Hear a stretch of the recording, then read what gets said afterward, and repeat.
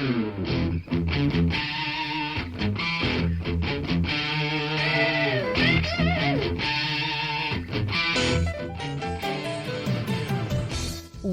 to Thriving Entrepreneur with your host, Steve Kidd, third-generation minister and 30-year business coach. Listen in as amazing, world-changing authors, speakers, and coaches share their struggles and victories. And hear from best-selling authors' insight into how you too can live your life as a thriving entrepreneur. This is Steve. Welcome to Thriving Entrepreneur. Thanks for being with me here today as we talk about finding your niche, finding you, finding the thing that is you. How do you find your niche? How do you really know what is that thing that is my purpose in life, is my goal, my thing, my stuff that I should do in order to make the world a better place? How do you really know? How do you really truly know and understand how you can thrive in this world, in your life, in your business, in all that you do? Well, that's what we want to look at today. And I just want to make sure that you know how grateful I am for you to be here with me. I love spending our times together. You know, the radio show really is kind of my guilty pleasure. I love doing it. I love sharing with you and helping you thrive in all that you do. I look forward to our time together today as we do talk about finding your niche, finding what is really the what.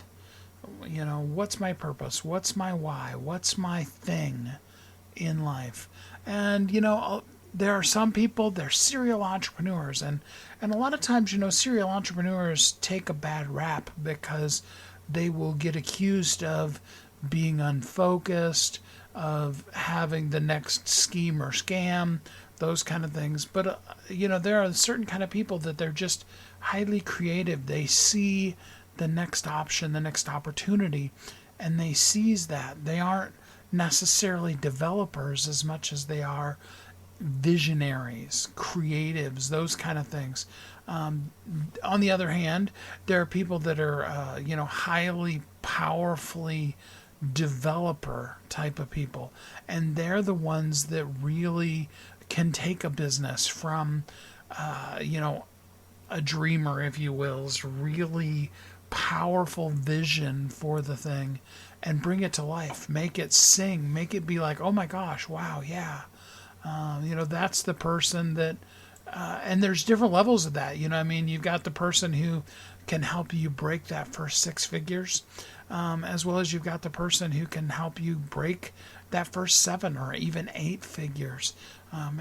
Most always, that's a different person, both that can lead your company to that, as well as in the coaching realm that can coach you to that. You know, I mean, a coach that doesn't really truly understand the nuances and the differences between a 6-figure business and a 7-figure business, even more so, the coach that doesn't really understand the differences between a startup and a billion-dollar company. They're great at what they do, but they're not going to help you if they're at a level that you're not. Now, don't get me wrong.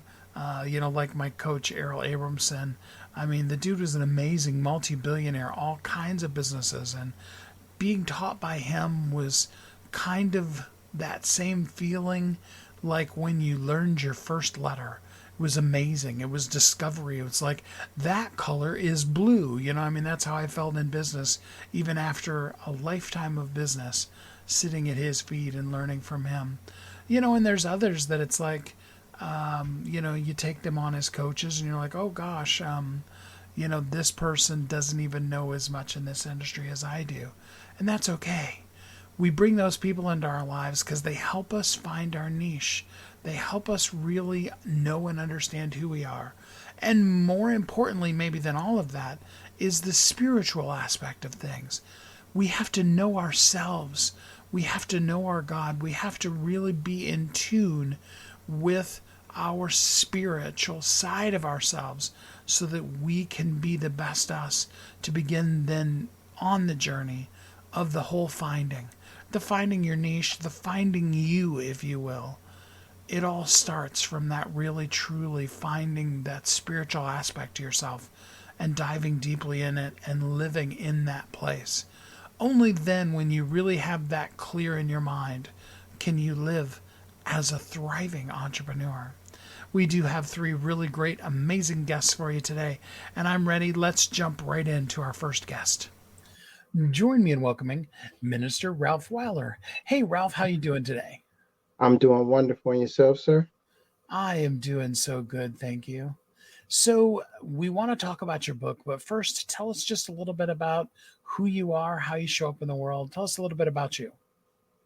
Well, my name is Ralph. I'm from Chicago, and I, like most people, just to get to the nuts and bolts of things, consider myself to do good in the world, to show up good on a good day, a good way, and just see the good in everything. And over time, having that mantra, you have a tendency to fall into an addiction with it. So you seek the good and just everything that seems like there's hopeless situations, and you show up and you show approve until one day you realize that your approval and good is an external thing. And so when you realize that, the book came about because I started reflecting from the inside out as opposed to seeking from the outside what good looked like. So from good from the inside, I found that I needed something to grab a hold of, a word of sorts. And so different things would come about in my day that in the turmoil of things and me trying to just not just rise to the occasion of the do-gooder mantra and just kind of pull back to see and evaluate from a different scenario. I allowed myself to pause and reflect. And in pausing and reflecting, I had to identify what that was. So it was a word that would come about in my dark days or nights or whatever, where I just felt like, wow, I just need just something to hold on to just kind of cancel out the noise, if you would. And from that word, I look for what does the word really mean? Define the word. And once that word became something of value, scripture just came from nowhere. And I found myself becoming more immersed by scripture, and it became a motivator for me that uh, I just said maybe someone else out there could use the same. So I just transferred what worked for me from a dark space to the light, I guess, if you would, for lack of a better term. That journey from darkness to light, which is even reflected in the book, is such a difficult one, and yet something that all of us should be on the path towards. Talk to us a little bit about your own personal journey. Not maybe everything, but what is some of the things that you've learned as you begin to move towards the light? Well, I was raised by two parents who showed nothing but love to me. So the do-gooder mantra came from that. And what I mean by that is the journey or the cycles of life, the ups and downs, the part where you really don't know what to do. You really can't figure it out, right? If I showed a proof to my parents, my dad in particular, and I said, hey man, look, I've got an issue with or I have a problem with, the only thing he would say to me is, go figure it out, son. And so, me not wanting to disappoint in that way, I would again pause and reflect. Didn't know that that's what I was doing at the time. Come up with a solution, and then return to him and say, "Hey, guess what? I figured it out." And he would follow up with that, with saying, "Well, I knew you could. You can do anything, and we love you." So having that as a backing, if you would, you're raised that way. You go out into the world and not knowing any better. I mean, call it however naive, whatever the word is, but you go out in the world because that's all you know, and you assume that anything you come across, you can figure it out. You get consumed by that. I got consumed by that, and it became an addiction. And I just said, wow.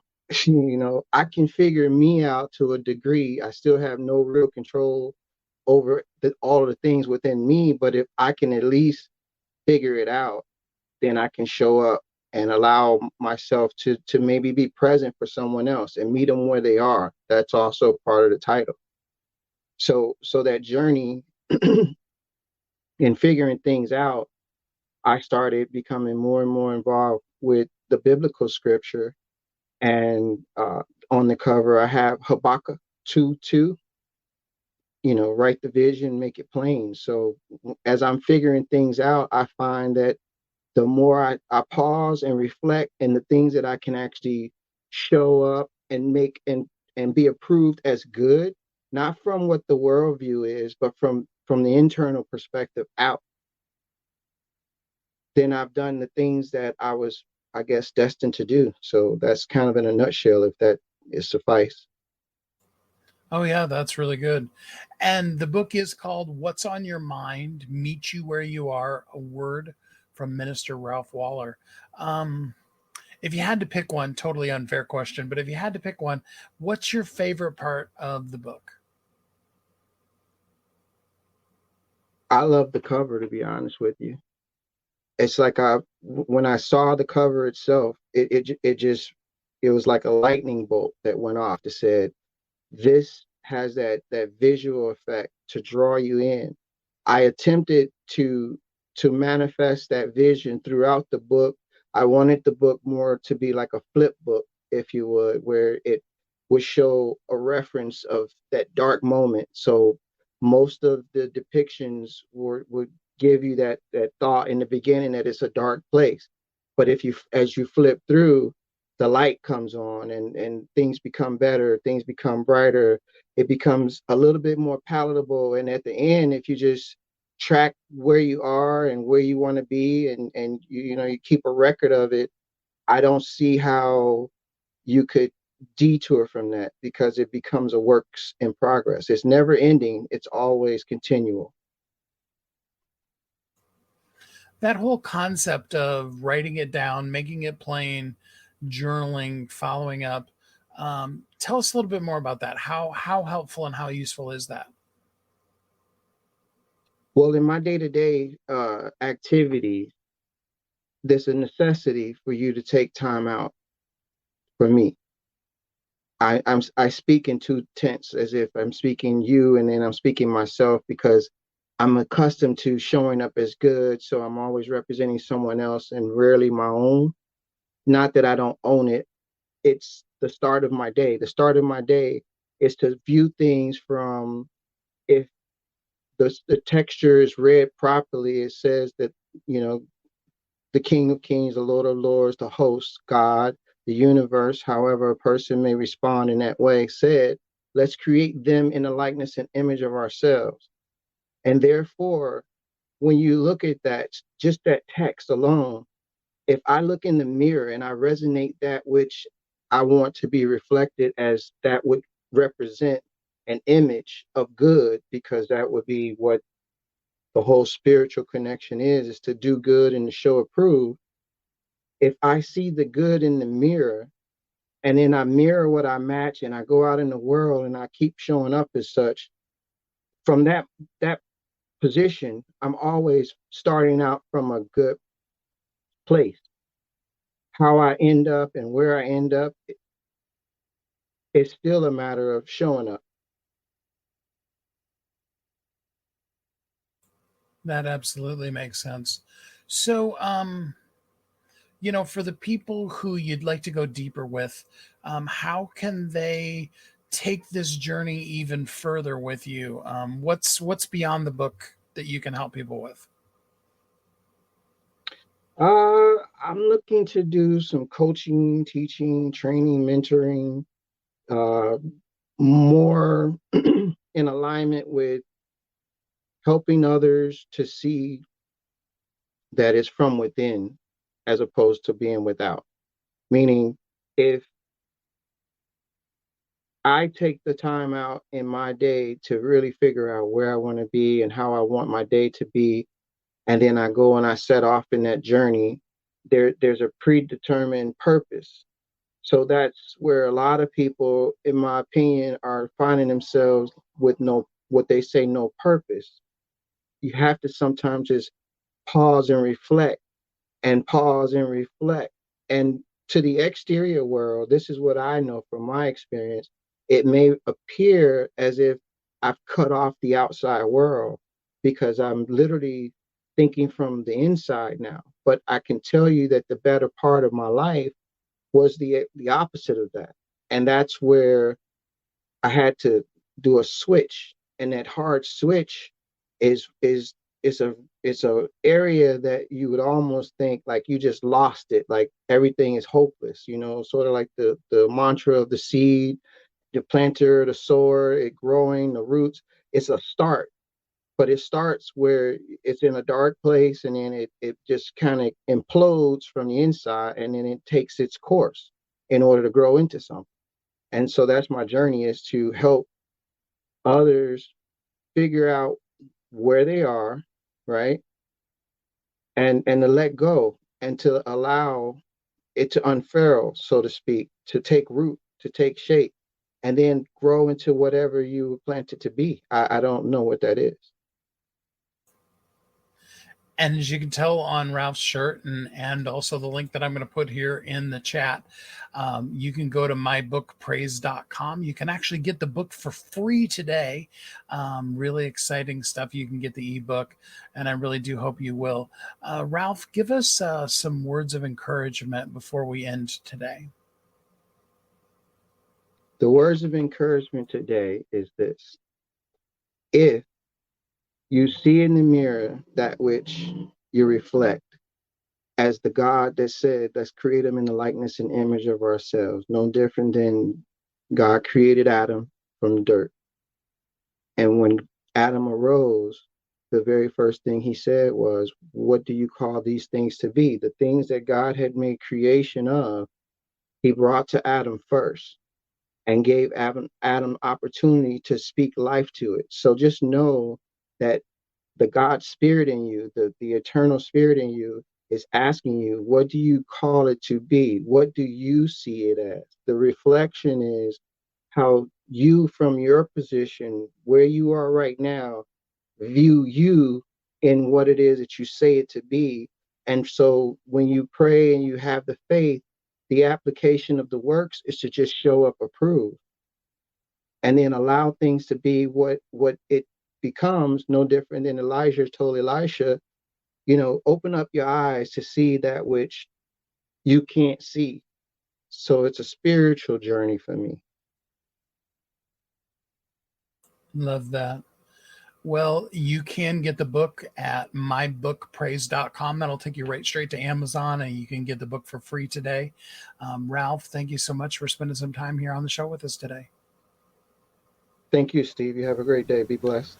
It's that spiritual journey, that knowing, that deeper inner purpose, that going beyond ourselves to something and someone who really can help us expand the spiritual aspect of us. That's where that finding yourself, finding your niche journey really begins. And that's where the whole concept of thriving starts from, is when you begin to really understand and fulfill the spiritual aspect of your life. Only then, once you really take hold of that, can you live as a thriving entrepreneur. We are going to take our first quick commercial break, and then we'll be right back here on Thriving Entrepreneur. Don't go away.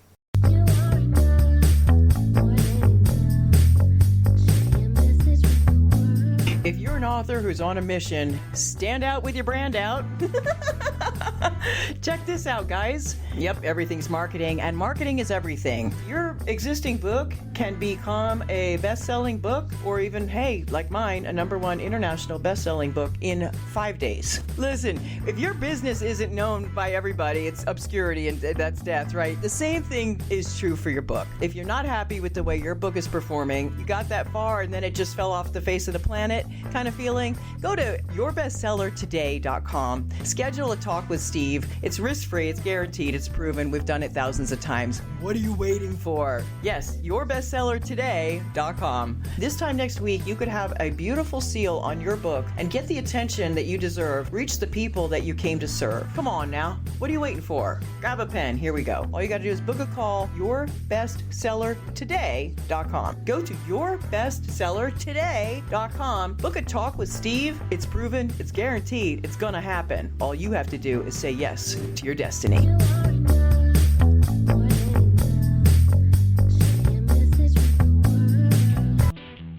Welcome back to Thriving Entrepreneur. This is Steve. Welcome back. Thanks for listening to Thriving Entrepreneur today as we talk about finding your niche, finding the you that is you. What's your purpose? What's your passion? And then where is the group of people that you really can help? And the best way I know to be able to help you really be able to find that is just to bring to you some people who have found theirs and listen to their stories of what they're doing.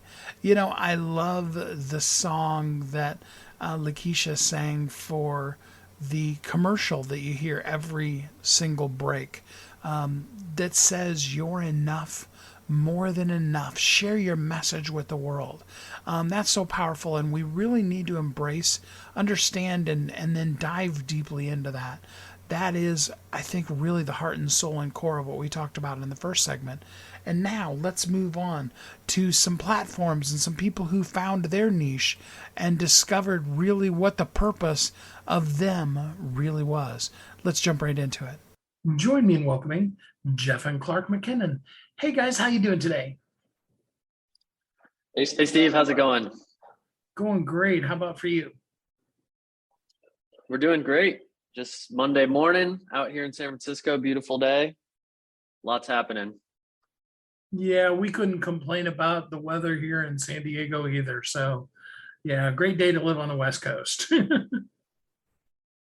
So tell us a little bit about each of you and how you show up in the world. Yeah, hey Steve, I'm Clark. I'm one of the co-founders here at the.com. Jeff and I are actually brothers. This is not our first business together. We've started a bunch of stuff in the past. Some things that have worked, some that haven't. But yeah, we're out here in San Francisco. Have a team of about 14, and just excited to chat a little bit today about what we've been working on and some of our history and stuff like that.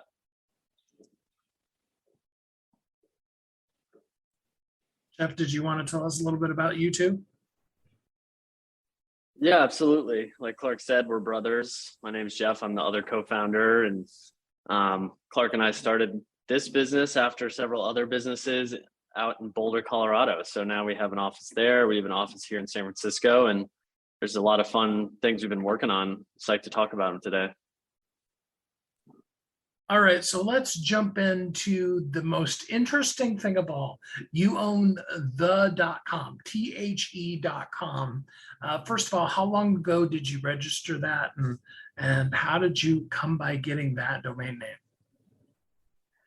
Yeah, well, it's a funny story. We're not actually the original registrars of the domain name.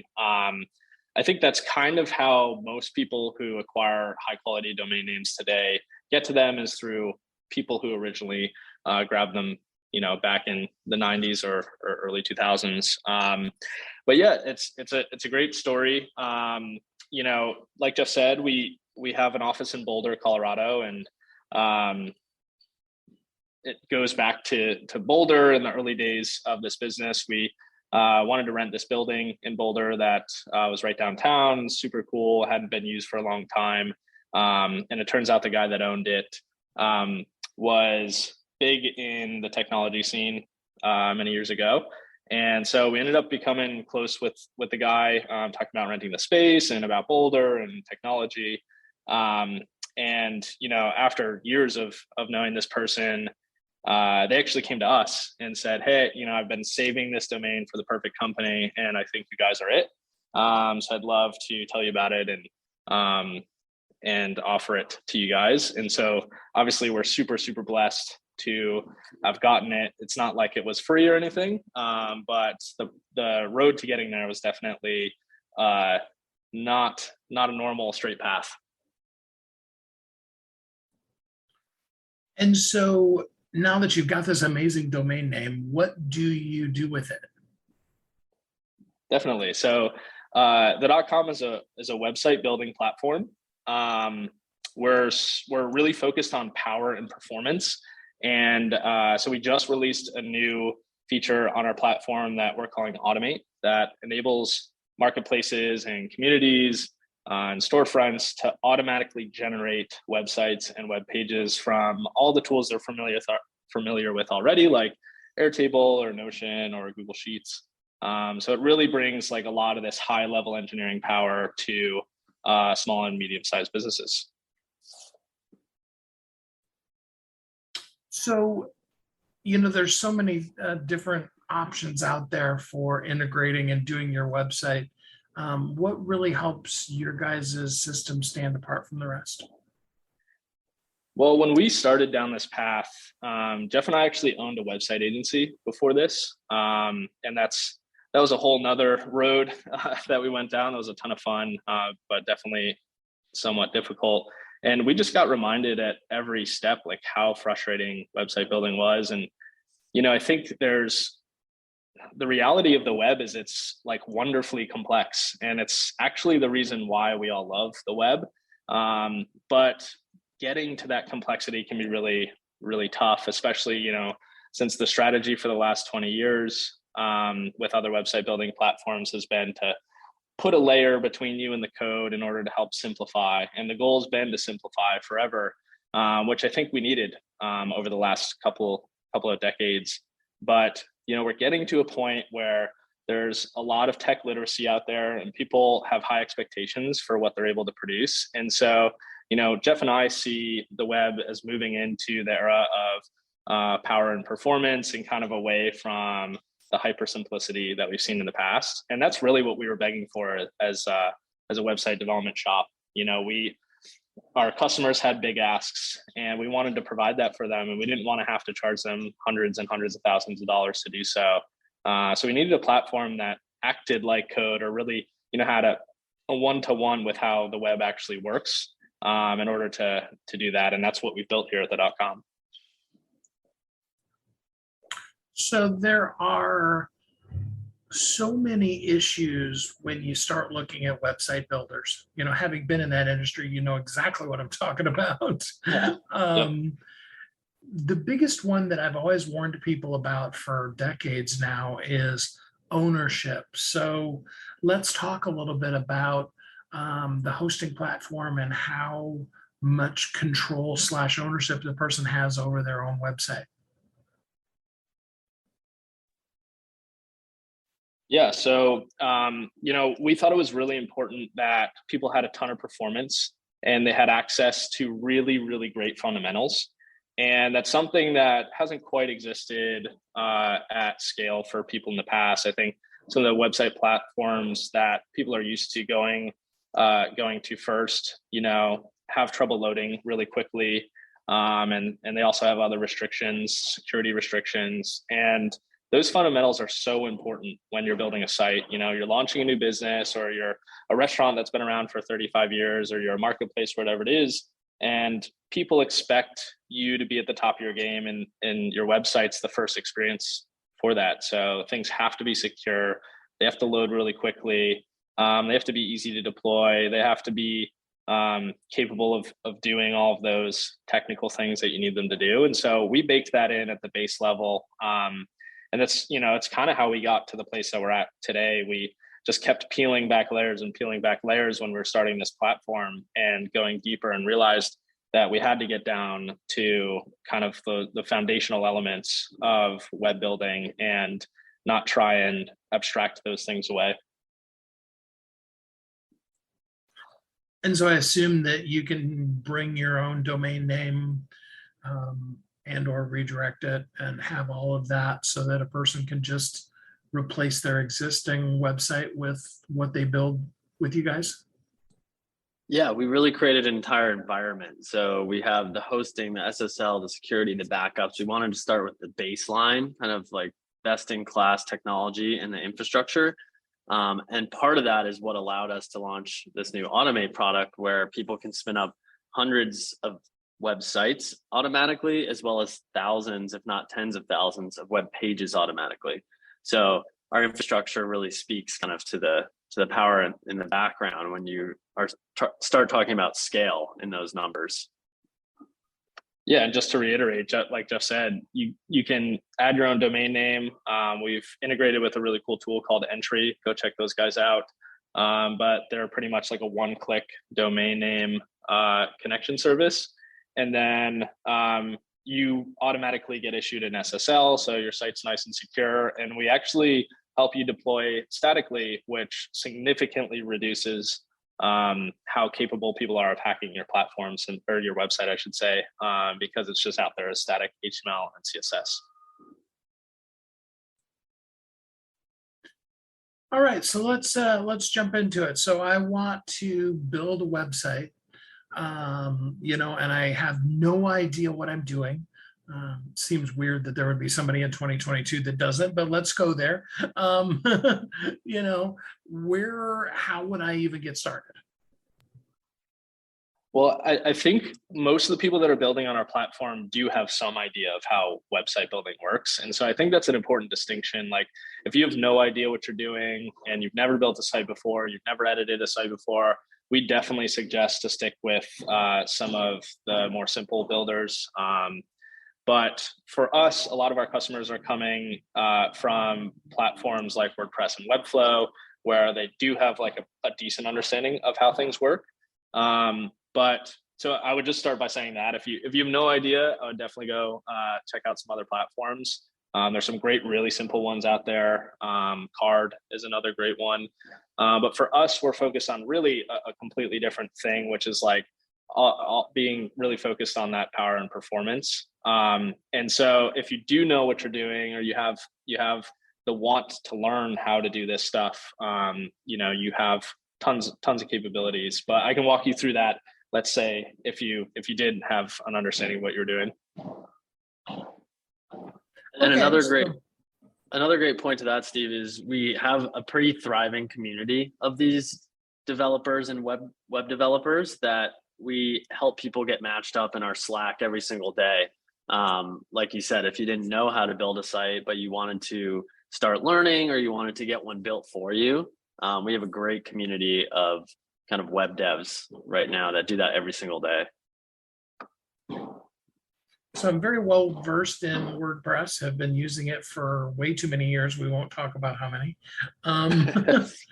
And I'd like to build a brand new website from scratch. Walk me through the basics of it.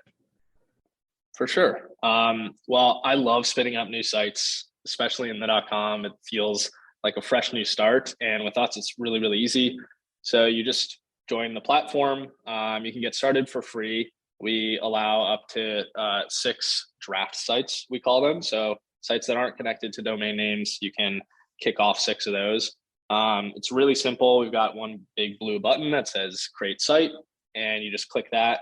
And we do all of that, the infrastructure work in the background for you. So we're spinning up a new instance. We're giving you an SSL, providing a subdomain on the .com as like a draft URL to use. And then you'll see a website kind of just pop up on the screen as a thumbnail, and you can just click on that and start building immediately. So if you want to connect a domain, you can open up the settings and have that one name, one button domain connection. But yeah, getting started is really, really easy. And, if you want to start from scratch, that's what I would do. Click that and hop right in and start building. If you want to start not from scratch, there's a number of different ways to do that as well.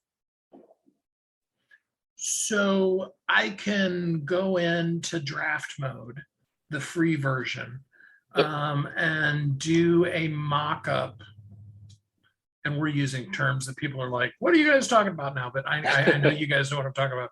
Do a mock-up of the site. And then if I like it, I can then at that point upgrade to one of the paid versions and attach a domain name to it and have it go live on that domain name. Is that, am I following that correctly? Exactly. And the site's not even really a mock-up. It's a fully functioning, ready to go website. It's just add a URL that's kind of a placeholder for you. So that way, if you're building with customers or you want to build out your entire site before you connect it to a domain name, you can do all of that and have the freedom to be in a draft website before you kind of publish it to the world. And then when you're ready to publish, it's a single click and you'll connect it to the domain name.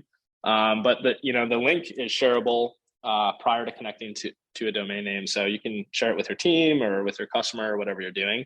And it's fully functioning and ready to be connected. So other than the domain name, what are the reasons why I would want to upgrade to Starter or Member or full-blown Automate? So the pricing is actually pretty simple. Starter gets you that connected domain name, right? If you're a single person building one site, you want to connect it to the domain that you purchased, you can spin that up and just pay for the regular hosting plan on Starter. With Member, this plan was really built around the idea of agencies, freelancers, webmasters at companies that are going to be working on a site or multiple sites and very often, and generally building new sites every month. And we priced that one out to be very friendly to the agencies. Like when we were an agency, we would have loved a plan like this, where I can go and then charge my end customer the hosting fees that I need to run my business, whether that has to do with support hours or backups and things like that. And we just charge $199 and you get unlimited websites. So you can start to see the benefits if you build one site a month or if you build 20 a month. You're going to start to see like a very incredible cost savings there.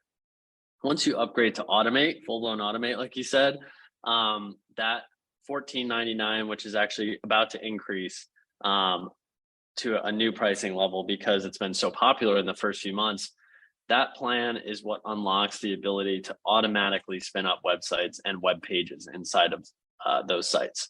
So what you're doing at a level, at the level of Automate, is you're actually creating a non-technical way for team members that you already have to be able to work on the sites, create new sites from data that you already have at your company or that you may or may not organize in things like Google Sheets and Airtable. And you can start to work on, new landing pages. You can load up programmatic SEO pages in the tens of thousands, all without a technical team.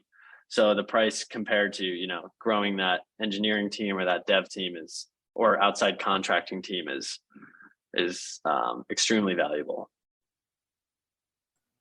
Well, I love that. So, what is the best way for somebody to get in contact with you so that they can take this conversation further? Absolutely. Well, the simplest way is just clicking signuponto.com. It's plastered all over the homepage as well as the other pages. You can learn more about the different plans. You can learn more about the integrations, some of the services we offer people, especially developers that want to get paying projects. They can sign up and learn the platform for free with that draft plan like we talked about. And we also have a pretty thriving Slack community of many thousands of people that are helping each other out, helping each other learn. People are giving projects, people are getting projects. And our goal with that was really to create a community where people felt comfortable, helping other people, not more so for favor and just being part of the community that likes to understand, the future of how the web's going and request features from a team like us that turns around features really quickly. And it's been great to meet some of these like really big fans that we've been able to work with in the last couple of years. Yeah, like when we were doing the website development stuff at our old company, I think we just wanted a group of people to be able to talk to and ask questions. There'd be times customers would ask us to make a tweak to a plugin on WordPress or, something of the sort. And there were some resources out there for sure, groups and things like that, but it would have just been nice to have a real-time conversation with somebody. And so we see that stuff happening all the time. We've got a questions channel. People are asking, like, just in general, how they might do something if they're writing like a little script, or if they don't know how a CSS property works. So we see those types of questions all the time. It's what we had really dreamed of when we were an agency. And so just really nice to see. Well, I love it. It sounds like a really great tool. And I hope that people will go to the.com and check it out. Jeff and Clark, thanks so much for spending some time with us here on the show today. Thanks, Steve. Appreciate it. Thanks, Steve. I love it. I mean, what a great domain name. What an amazing domain name. And what a great way for brothers to come together to find the spark between the two of them, but then also their niche, their thing, and what they can do as themselves in the world to advance the world, to make the world a better place, and to really create an amazing and powerful business. I hope that gave you some inspiration on both some things that you can do in your business, as well as how you too can find your niche. You can find out the purpose, the why that is you, and really fulfill that in your life as you're reaching towards being a thriving entrepreneur. We'll be right back.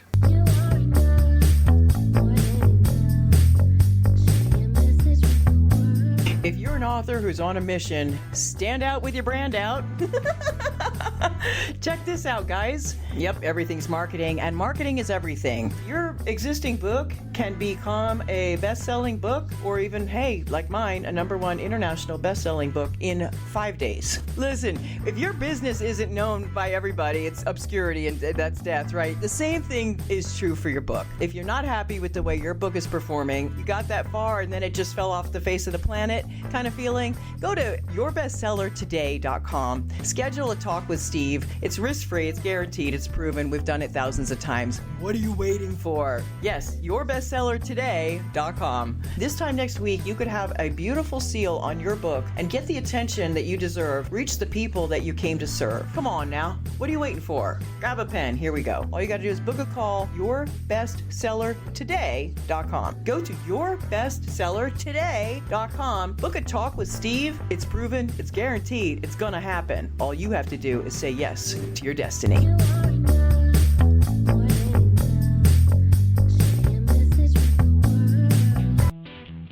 Welcome back to Thriving Entrepreneur.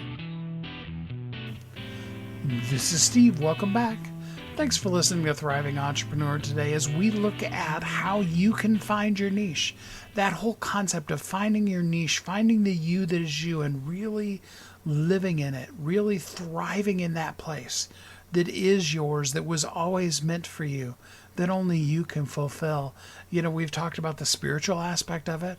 We've talked about, partnering with even a family member possibly and finding an amazing opportunity in things. And now we want to really look at a niche and really see how a person brings their business and what they do powerfully down to a very specific market and makes such a difference in the world. Are you ready for that? All right, let's jump right into it. Join me in welcoming Brandon Bateman. How are you doing today, Brandon? Hey, doing great, Steve. How you doing? I am good, thanks. So tell us a little bit about who you are and how you show up in the world. Who I am and how I show up in the world. That second part of the question, how I show up in the world, what do you mean by that exactly? What is that amazingness that is you, that you do every day, that just makes you shine as the best you? Yeah, that's a good question. Cool. Well, that's so a little bit of introduction to what I do. I own a company called Bateman Collective. We're a digital marketing agency, and we focus specifically on in the real estate space with off-market property lead generation. And what I do, or like what makes me shine, or whatever the case is, it's a little bit hard to say. I think probably my best skill is that I'm good at being data driven and basically objectively using information to drive good business decisions, and that's what what my company helps a lot of our clients with. And through that, I think we do really excellent digital marketing. And based on the fact that I'm looking at your speaker one sheet here, you've helped manage projects totaling more than $100 million. So I think you do a little bit more than a little. So it's okay to brag about you.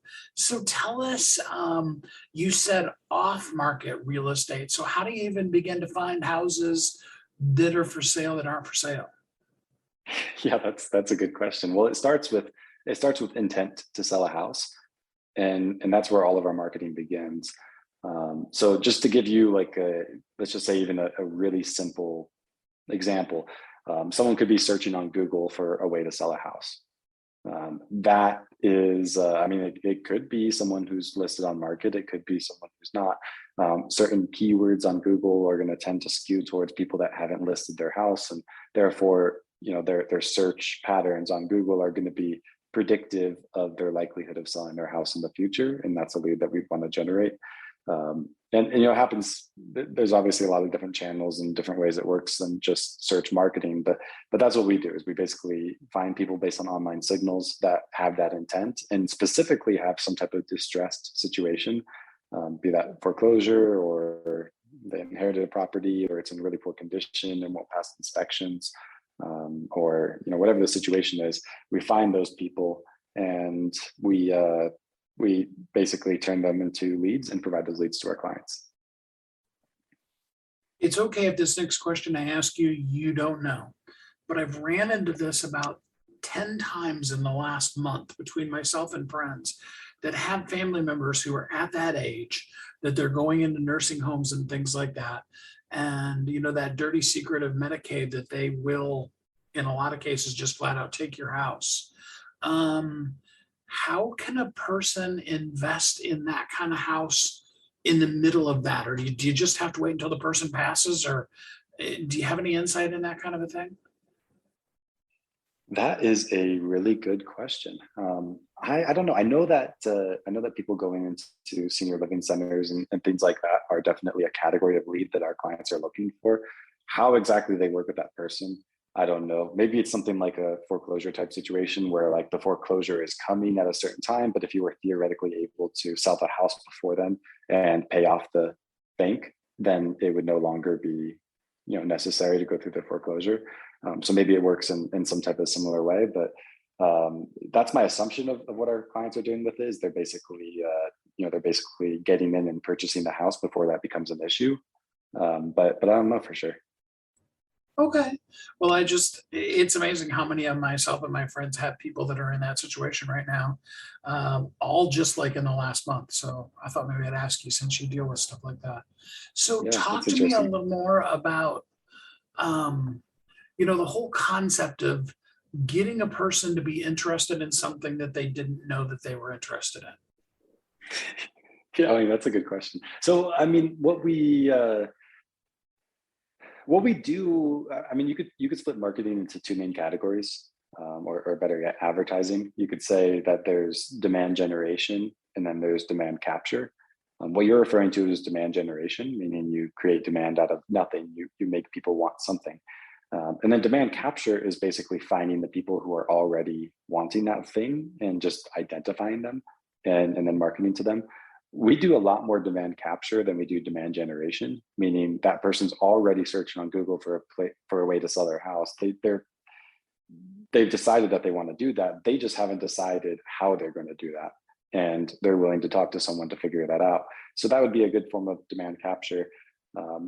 Common forms of demand generation in the world I live in, at least, might be like Facebook ads, for example, where you are targeting people that might not necessarily be looking for a way to sell their house and then convincing them that they should.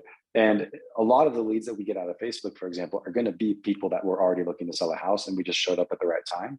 But there could also be some other people that when we explain the benefits of the situation with the market as it is today, or whatever the case is, that they decide that they might want to sell their house. So, but realistically, in an industry like real estate, where it's kind of unlikely that you like convince someone to sell their house, you're mostly doing demand capture. But an example of demand generation, like convincing someone to do something they didn't want to already, might be what we do, when we're finding clients, where we find these real estate investors that are wanting to purchase these houses, but they haven't considered using digital marketing as a way to get to that. And we basically present it as a solution and make them want to do that. That's another example. And demand generation takes a lot more time. It takes a lot more money. That's why, like, usually if we're looking at digital marketing, companies focus first on capturing existing demand and second on generating new demand. The key benefit of generating demand being it makes your ceiling higher. You can do a lot more of it, but it is expensive and it does take a long time. So one of the key factors of that is having your SEO set up in place for all of the things you're doing, so that when a person is searching and or when they're on Facebook looking at different ads, that either way your information is coming up to them and saying, hey, we see you're looking for that. Have I got exactly what you're looking for? Is that pretty well right? Yeah, I mean, I would say generally, if you're capturing demand instead of generating it, that's going to be the highest quality leads. Like, that's why I love search marketing. Like, there is no other form of marketing that starts with someone looking for you, not you looking for them. And there's a lot of value to that. So yeah, SEO is a great example of a channel where, you know, leads that you generate through SEO are generally going to be some of the most qualified that you have. You're not trying to convince someone that they have a problem. They already know they have that problem. Now you're just kind of trying to convince them that you are the solution to their problem compared to your competitors, which is a lot easier. So yeah, I would say for a lot of companies, that's some of the most low-hanging fruit, and their marketing strategy is just, you know, the people who already want what they have, just finding those people. There's some companies where that's not possible because you have something that people don't even know exists, or it's or demand generation makes more sense because you've already captured all the people who already know they want what you have, and you need to create more of those people. But realistically, I always look towards capturing existing demand over creating new demand. So in your Facebook ad campaigns, you use the concept of looking for people who want to invest in real estate, because you're kind of on both sides of that. How do you make sure that you do a Facebook ad that isn't just generating you leads, but is actually generating you qualified leads of people who, have money? Yeah, that's a really good question. So in our case, like, we do some Facebook ads. We've had a waiting list for client onboarding for a while now, so we haven't been like super focused on outbound channels like that. But we've done it before for sure, and it certainly has worked for us. The way that we did it is it's all about your targeting.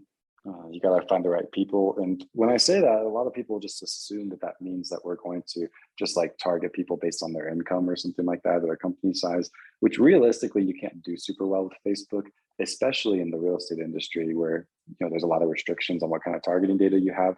But what a lot of people miss is that with a platform like Facebook, the most robust way to target is to qualify.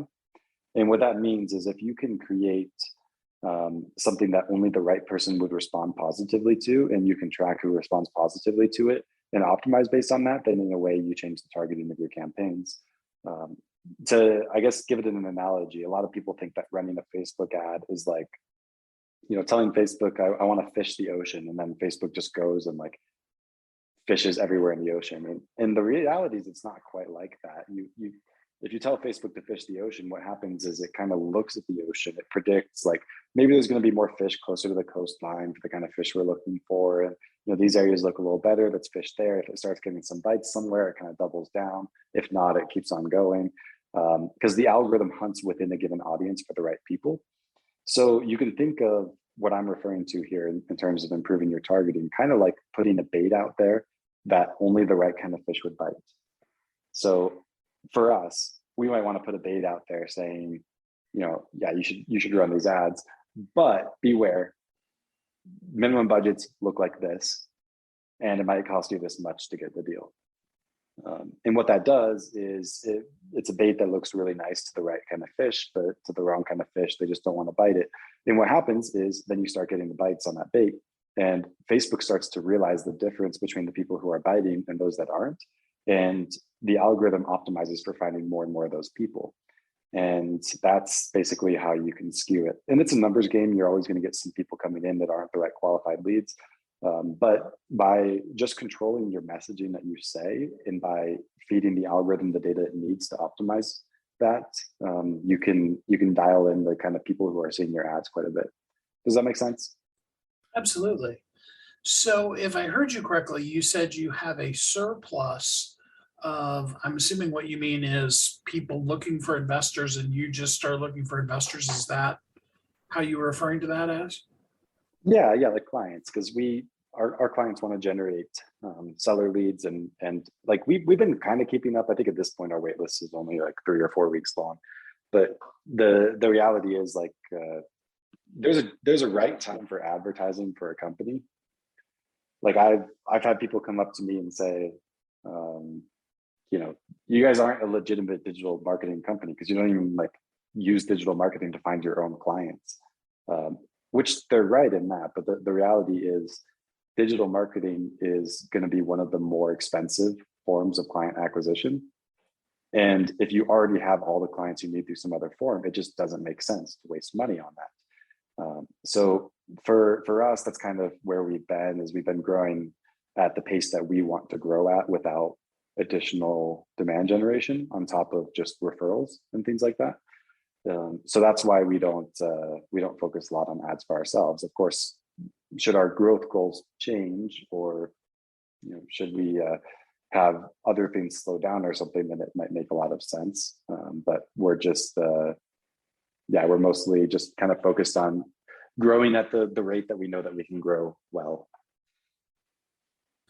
So what kind of people are you looking for to work with, and how can they get in contact with you? Our type of client that we're looking for generally is going to be somebody who's looking for off-market leads. We don't really work with like the onesie twosie investor too much. Most of our clients, before they work with us, like at a bare minimum, are usually buying maybe 1 to 2 homes per month. Although average is probably closer to, let's just say, 70 or so homes a year that our clients are buying. And those clients look like flippers and wholesalers. So, it's people flipping properties a lot of the times, and then sometimes it's wholesalers, which is basically like a little niche in real estate where you find the properties, you get them under contract, and then you sell the property to somebody else who flips it, kind of like a middleman. But yeah, those kinds of people are the kind of clients that we work with. Perfect. And how can somebody that's identifying themselves as that get in contact with you? Probably the easiest way is just to go to batemancollective.com, and there you can reach out to my team, and we can see if what we do is a good fit for you. You can also always feel free to reach out to me. My email is brandon@batemancollective.com. Well, Brandon, thanks so much for spending some time with us here on the show today. Yeah, thank you, Steve. Appreciate it. It's in the knowing you, in the finding that thing, and then doing what you do that allows you the ability to shine in this world as who you are. Because because I tell you every week, you are uniquely brilliant. You were created for a purpose, and the world does need you to be exactly who you are, shining right in the place that is meant for you. First, you need to find the spiritual aspect. Then you need to partner together and find the concept. And then you need to niche it down to the point where you can really, truly reach a specific group of people and help them really powerfully do what they do in the world as well.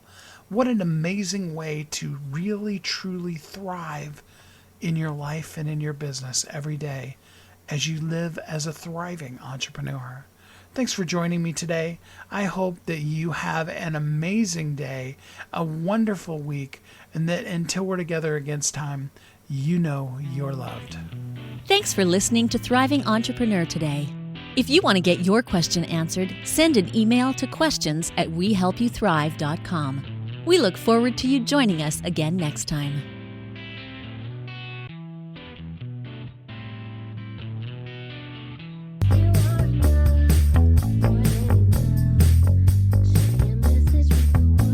If you're an author who's on a mission, stand out with your brand out.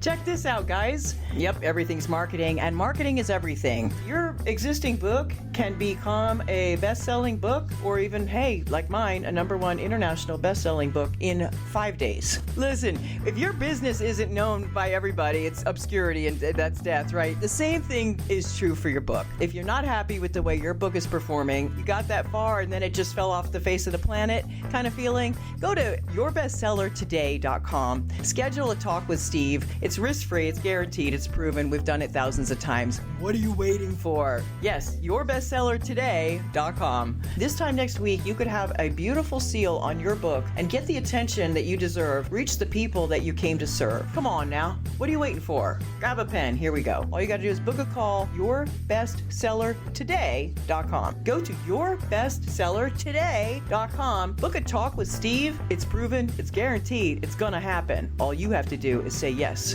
to your destiny.